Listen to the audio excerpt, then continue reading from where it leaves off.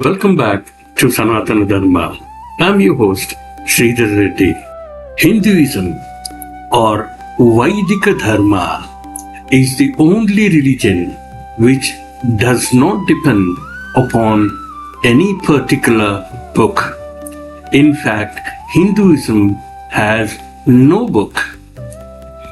They are told that the Vedas are without beginning and without an end. It may sound ludicrous.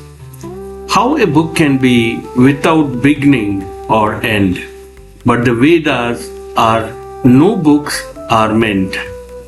They mean the accumulated treasure of spiritual law discovered by different persons in different times.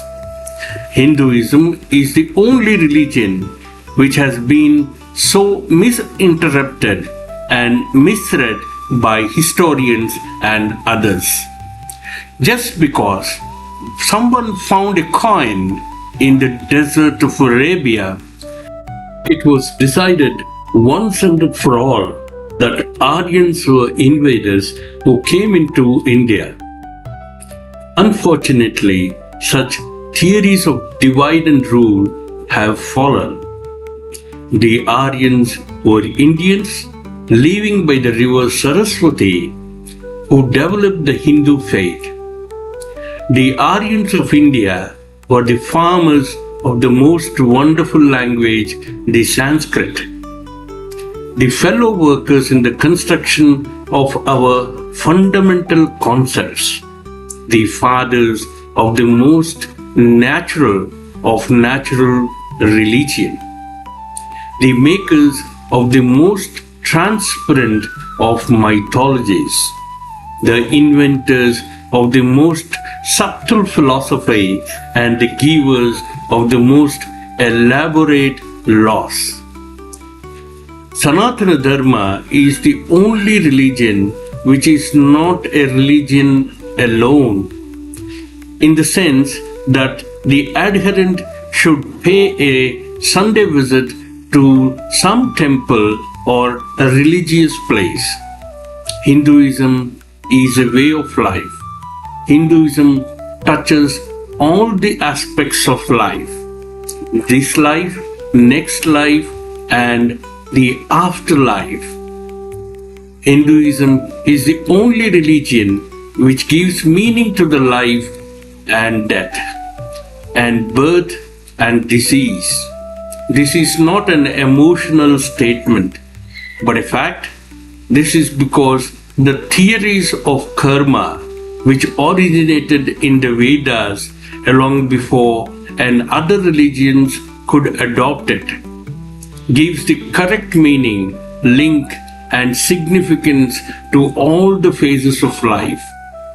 That link is karma. Hinduism is the only religion which gives the correct scientific explanation of creation. Creation is not something coming out of zero or creating a pot out of clay. It is manifestation, expiration, expiring and inspiring. Big Bang and the Big Crunch is what is creation. Sanatana Dharma is the only religion which gives theories of creation, making way for openness and scientific spirit. Of such theories, the Advaita theory of illusory manifestation, the Samakhya theory of expiration and inspiration by the changes of Prakriti, the Vasishtha Advaita theory of transformation of Brahmana, the Bhakti explanation of the manifestation of God's will, and Vaishika explanation of the combinations of atoms to form molecules and so on are important. The concept of the world as deduced from the Vedas and chiefly from Upanishads is indeed astounding. It could hardly have been arrived at by sudden intuitions or inspiration, but presupposes a long preparation of metaphysical thought, undisturbed by foreign influences. Sanatana Dharma is the only religion which gives the boldest idea ever of Advaita, of the illusoriness of ego and also the illusoriness of manifestation. Sanatana Dharma is the only religion which explains correctly the three bodies, physical, subtle and casual, and also the Atman behind these three bodies as the real. Sanatana Dharma is the only religion which gives us the exact information about the 5 sheets we wear. We are not the body, the Anandmaya Kosha. We are not the vital force, the Prananmaya Kosha. We are not the mind, the Manomaya Kosha. We are not the intellect, the Vijnanamaya Kosha.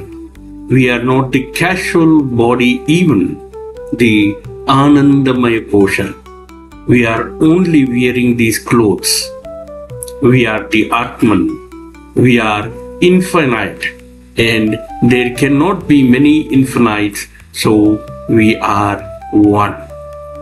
Sanatana Dharma is thus the only religion which gives us the idea of the oneness or unity of all existence and the divinity of soul.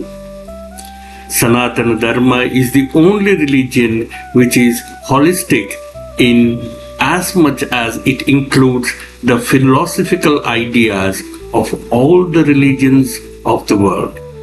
Thus, this is the only religion which gives us the idea of the harmony of faiths. The Gnostic idea is in regard to the plurality of heavens and spiritual worlds go back directly to Hindu sources. Source and light are one of the Sankhya system before they came to Greece. And when they appear united in Greece, it is by means of the thought which is borrowed from India.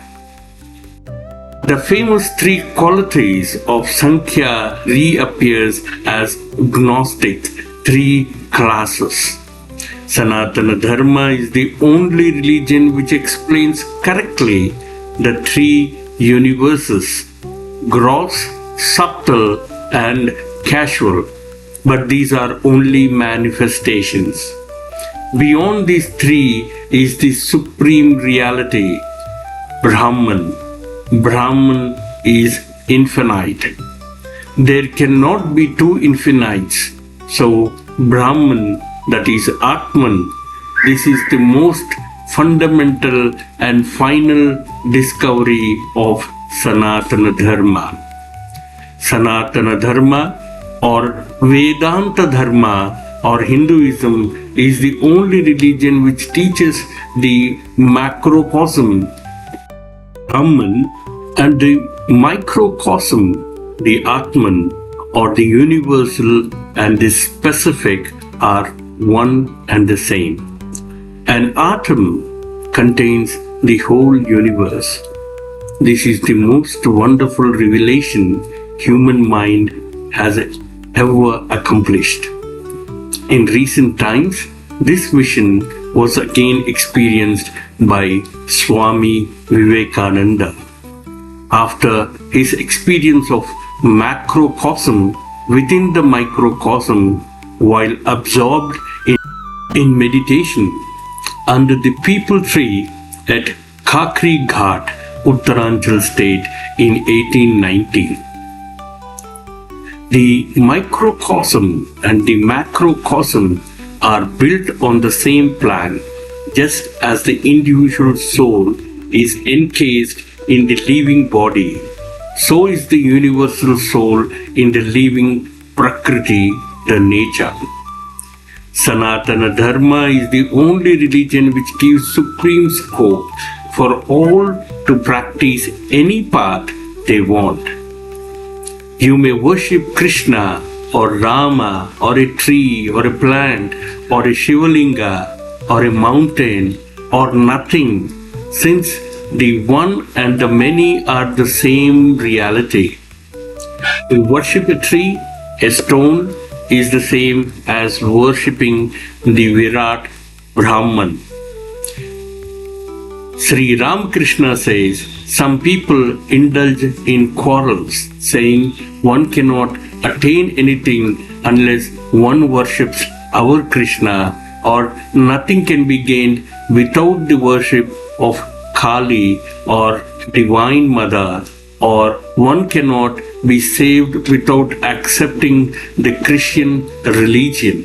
This is pure dogmatism. God can be reached by different. Sanatana Dharma is the only religion which teaches us that God can be formless, or with form, or beyond form and formlessness. Nobody can limit him. God has form and he is formless too. Further, he is beyond both form and formlessness. No one can limit him. That's all for now, for this episode. We'll catch up again. If you like my content, please share, subscribe, and leave your valuable comments. Thank you.